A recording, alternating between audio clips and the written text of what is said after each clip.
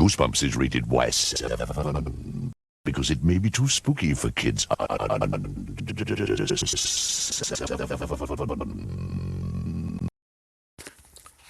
Hello, Goosebumps fans. Paparina gave us another one, and I think this is just going to be one video completely because there's nothing really to do with the Headless ghost. Excuse me. So anyways, this is again a freaking Goosebumps praise video because I already did the differences between and I got a better understanding. So let's get to what is different between the episode and what the writers twist and turn to make this book even better. It's shocking too. It's freaking shocking. So here's the book layout, and because I've watched it a few days ago, believe it or not. Sadly, the DVDs aren't really good. It's like the DVD is good. The DVD I watched with 3 of episodes in one was good, but I think Awesome Ants glitched out. So if I ever wanted to get rid of the CD set, the DVD set, well, that's going to suck. I have to tell them, hey, Awesome Ants kind of glitch out a little bit. But anyways, let's get back into it. So apparently the Twin Terrors of Wheeler Falls, not associated with Joey Wheeler. So the haunting neighborhood, they basically haunt their neighborhood. Apparently there's a Gina Jeffers who doesn't even need to be mentioned, which that's why she's not in the episode, because she wasn't even in the book either. They just mentioned her, and they actually howl at her window. It's kind of funny. I know a girl that actually is scared of werewolves, and I howled a few times when I was near her. Well, anyways, next is Terry Abels, and they put chicken bones in her mailbox. Again, it's like this is sometimes where it's like some people would like to have remakes done and have the books exactly the way they is. Well, this is one of the excuses of where I'm like, this is not a good idea. This freaking book is not a good idea. They should just deal what happened in the episode version and just remake that. Because this book right here, I don't think we really need to actually do. We shouldn't really do book for book, page by page on the TV. It's not a good idea. But anyways, we get introduced to Dwayne and Stephanie, who are friends. They scare the kids. Yeah, this is one thing that we didn't get in the episode, but considering, the episode took them from being pranksters and scarities or scarers in their neighborhood into just being pranksters of the haunted house. That they always come and mess in the haunted house. They mess and do pranks inside of it. Not bad. Not a bad idea. Yeah, so they do pranks and scare people inside of the house instead of doing their neighborhood, which means cut cost on actually having the neighborhood featured in the episode. Thumbs up on that. So their origin story in the book is that they scared kids on Halloween one time. Yeah, just say one time in Halloween, and they liked it so much they wanted to continue. So anyways, one night in the book, they got bored. Stephanie got bored. So it's kind of funny that in the episode, they made it known that Stephanie wears the pants in this freaking relationship. And even though Dwayne is the person responsible in the book, we see his point of view in the book. In the episode, they turned him down and made him a bit of a coward and crybaby because, well, yeah, they just toned him down. And again, in the book, even listening to what Paparina said, it seems like she wears the pants in this relationship. She got bored, so we're going to go to a Hill House and do more pranks there, or at least do some interesting ghost hunting crap there, or some kind of crap. So anyways, yeah, apparently they took the tour so many times. The tour is actually 11 p.m., which changed in the episode version. They actually allowed it to be by day. I think they do have a nightly one. They did show a nightly one. I think they did. So they took the tour so many times, we actually noticed it because, well, the Otto in this episode actually got a little bit fed up because, well, notice they actually changed it for the better. So instead of Otto being a sweet, caring individual who likes them, he is now actually one who's like, I am tired of your shit. Okay, you come to the tours, you break off, you scare the freaking the tourists, and it sucks. So of course he's gonna get on nerves. Yeah, they're gonna get on his nerves because he's trying to actually do a fun tour. In quotations, fun tour. Now the interesting part has to be the fact of, yes, we know 20 years ago, a sea captain was lost at sea. He built a house for his wife. He was lost at sea. His wife waited for him, even though there's no sea there. But luckily for us, in the episode, they made sure that they actually made a sea there. And plus, it looked like to me that it's kind of like a lighthouse looking house, too, which bonus points for you on that. So let's see. Yes, he returns as a ghost, and she left. She just ran for it. Because I was about to say, but it's until death do you part. Well, he's dead, so they do part. It's like, okay, she has a point, run for it. And he haunts the place. So a new family came in and a kid got his head taken off, which we didn't hear that part from him. I don't think so. Did we hear it from him? No, no. We didn't hear that part from him at all. That actually came from Seth. Yes, the other kid that actually is in the tour. So Seth told us many more things. Yeah, besides the whole kid and ice cream part. Or no, no, I think they did tell us about the kid who lost his head. I don't think so. I'm not sure. It's like, yeah, you just watched it a few days ago. How do you not remember who said what? Oh, I'm sorry. I'm only human after all. You're only human after all. So, anyways, new family came. The kid got his head taken off by the ghost himself. So the sea captain actually took off his head. And after that, there's no ghost sighting since then. And Andrew actually is looking for his head. Yeah, Andrew actually is looking for his head now. And I said that Otto is the sea captain, but that was in the episode version. What the frick was that? Oh, anyways. So the tour for 11 p.m. actually was full of teenagers. That didn't happen in the episode, I could tell you that much. One of the kids was their age, and he was there too, was a Seth, but Seth actually was hiding in the bushes instead of actually taking a tour. He was just hiding in the bushes waiting for something. I don't know, maybe actually was spying on the enemy, in quotations, the enemy, or spying on the one that's like, I'm going to take you out. Anyways, the tour happens. So the twins actually plot to search for his head. Well, Stephanie's the one because she wears the pants in this relationship. So they break off and they found a bowling ball and they checked out the top floor, which the top floor had cats in it. Yeah, like they can be able to get a bunch of cats. It's like it was lucky that they got a bunch of dogs for My Harry's Adventure. Getting a bunch of cats? Yeah, right. They're gonna be able to get that. Oh my goodness. All right. Then they went to a hallway that was full of cobwebs, and then there was an empty room that they heard noises in, but they looked in and the room is empty. Then we get Otto who finds them. I think in the episode version, they did not go to the top floor at all. They saved that best for last. I think he just found them in one of the rooms and he's like, yeah, get out, or I'll call the police on you. It's like, yeah, that makes sense. But anyways, yeah, the book version, Otto is nicer because they were being nice to Otto in the book. So he likes them and he lets them leave, but one kid, Seth, was still there. So Seth actually brought him out, just like Seth actually did in an episode, saying, hey, I saw a ghost. It's like, what? It's like, yeah, I saw a ghost. The ghost actually is lively after everyone leaves. In the episode version, they don't mention Manny the night watchman, which is like, yeah, that's another person they have to pay.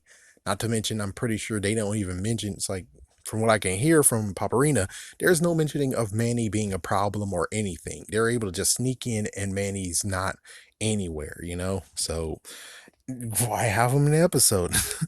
Why have another person they have to pay? So apparently he found a ghost sliding on a banister. Oh, that's why the re-release has a ghost sliding on a banister. Oh. Oh. Okay, well, anyway, Seth wants them to join him tomorrow night. Now, like Paparina said, the intensity is more if you do it tonight. And that's what happened. Is in the episode, they did it tonight. And Dwayne's like, no, no, no. Could we do it tomorrow night? So it's like Dwayne wants to go by the book. While Seth and Stephanie is like, I want to do it now. Well, tonight. And Stephanie's like, come on, don't be such a wuss. And Seth is like, you don't have to go if you don't want to. But it's kind of funny that in the episode, it's Dwayne that he wants. It's Dwayne that he wants for some stupid reason. And it's kind of funny how it's like, I'm not sure. It's like, yeah, the episode does have a little hiccup. It's like he wanted Dwayne to be there, but I don't know why exactly. Maybe possession? Maybe. Well, anyways, so the thing happens. They break in, they use the back door, they found a dumbwaiter, and this is when Seth tells the tale of, spoiler, in the episode, he is the kid that lost his, who fell down the dumbwaiter. And they decided to add more spice in the episode, saying how the reason why the dumbwaiter was used is because he always had ice cream brought up to him. So every single time the ice cream came up to him. But one day, the dumbwaiter stopped halfway and he had to actually reach and get it, and he fell in there. In the book version, they said that all was left was his eyes and teeth. While in the episode version, they don't mention that crap. They just said that he fell down into his doom. So, anyways, we have Seth that corners him and reveals that I am Andrew. Ooh. Episode, same deal, but then the real Andrew came in and said, "No, you're not." It's like, what the fuck? And then he's looking for his head, and it turns out his head is not in, which in the episode, in the book review, in the book version, it turns out that there is a secret passage that has a weak wall, and through that weak wall is a hidden door, and in his hidden room, and in the hidden room is his missing head. Meanwhile, in the episode version, you're like, frick that crap, that's gonna be more freaking stuff we have to pay for. Just say it's in dumbwaiter. And that's what happened. His head is in the dumbwaiter, and he had to guide his freaking body to grab his head, and then he grabbed his head and he walked the frick away, just like in the episode, I mean the book version. So it turns out that Seth is Otto's nephew, but they changed it, of course. They changed it. It's like, yeah, instead he's the kid that actually died in a dumbwaiter, because in that book version, they have nothing that actually ties anywhere to anything on that freaking kid or whoever fell in the dumbwaiter. So that has no payoff. And then you have the sea captain. There's no payoff in the freaking the book either. So basically we have the two leave, get spooked, and swore off to never scare again. In the episode version, it was more the fact of, let's say Otto. Otto found them and he's like, Dwayne, can you leave us? I need to talk to Stephanie alone. So he walks and Dwayne leaves Stephanie until he hears a scream. But meanwhile, Otto's actually the sea captain and he has new powers. He has powers just like what happened, which they didn't mention how Andrew lost his head. Yeah, funny enough, they didn't mention that crap, but apparently, no, we do get to see his powers, and he's now able to paint a painting. And once he paints a painting, you become a ghost, just like them. Yeah, that came out of nowhere, but that is an awesome twist, technically, and it's Goosebumps like twist, anyways. So he's doing it. Dwayne hears her scream. He goes in there. He's like, what the frick is going on? And it's like, oh my gosh. And he throws water at the painting. The painting stops. And the sea captain's like, no. And they both ran for it. As soon as they both run for it, basically a few days later or something, the tours stop and the house is sold.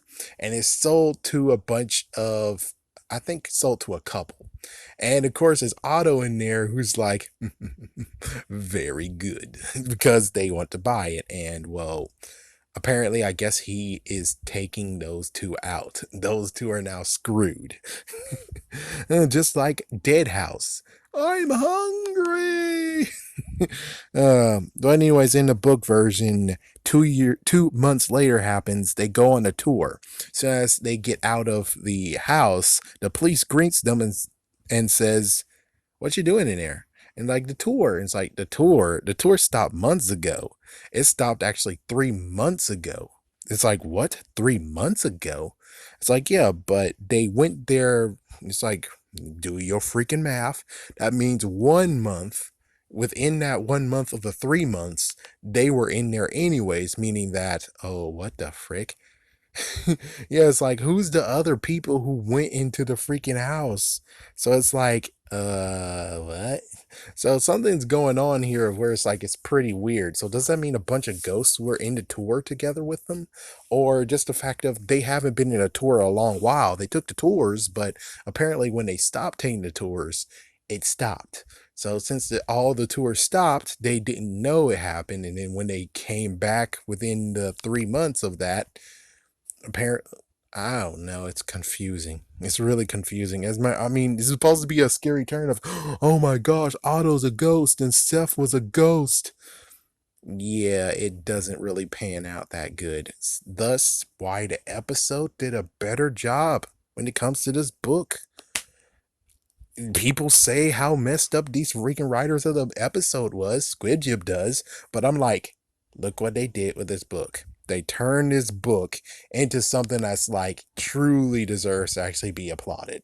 I mean, they give the better freaking dark ending than the book did. The book actually is like, oh my gosh, Otto's dead, and Seth apparently might have been dead too. And it's like, holy crap. And episode version, we already know they're dead, and we already know the sea captain has horrible freaking can kill you powers, and he just sold the freaking house to a lovely couple. The couple are gonna get fricked over. And no one's gonna say anything about it anyways, because I don't know. It's like, it's either that or he knows that they're gonna be good to him, so the house is gonna be in good hands or some kind of crap. I'm not sure. It's like, it seemed to me that he has some sinister intentions, or yeah, I think it's sinister intentions. It's like, what else can it actually be great for unless, I don't know. But anyways, yes, this freaking episode deserves to be applauded, because without this episode, it sounds like the book is total crap. And I can actually just take this right here, the thing I write my usual notes on, take this and go this. Hopefully you heard that. Yeah, because the episode reigns supreme here, man. The episode reigns supreme. So if you really want to actually have the full experience, read the book, then look at the episode, and then you see what exactly happened, of where it's like, holy crap, these guys are geniuses. No stabbing at R.L. Stine, of course not. Not stabbing him. Just saying that when it comes to having someone to adapt your stuff, there sometimes can use polish on it and actually make it a little bit better.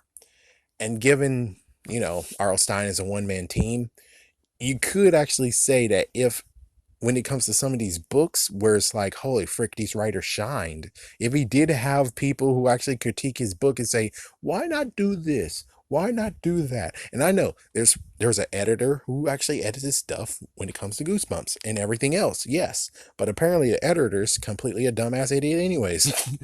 Not to mention, we have no idea what exactly the editor did if the original one was different from this one.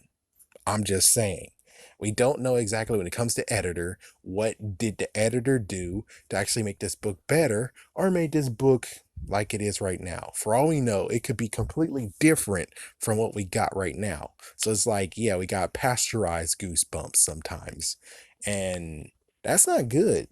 It's like, especially if you're trying to look at his work and critiquing his stuff and basically be like, oh, the episode did better. It's like, yeah, the episode did better because they could do whatever the frick they want. As for when it comes to R.L. Stine, there's sometimes where the editor actually puts their foot down and said, I need you to change this, and this. And it's like, as soon as he has to change it, I'm like, what the frick? But it was good that way. And sadly, the editor has tastes. We could easily blame the editor sometimes. And I guess that's a new forward for me, is the fact of, let's blame the editor too in this, because the editor could have easily read this whole entire thing and gave positive suggestions of where it's like, ooh, that's good. And it could actually beat the episode or go toe to toe with the episode, instead of this where episode wins. Have a scary day. Have a scary night.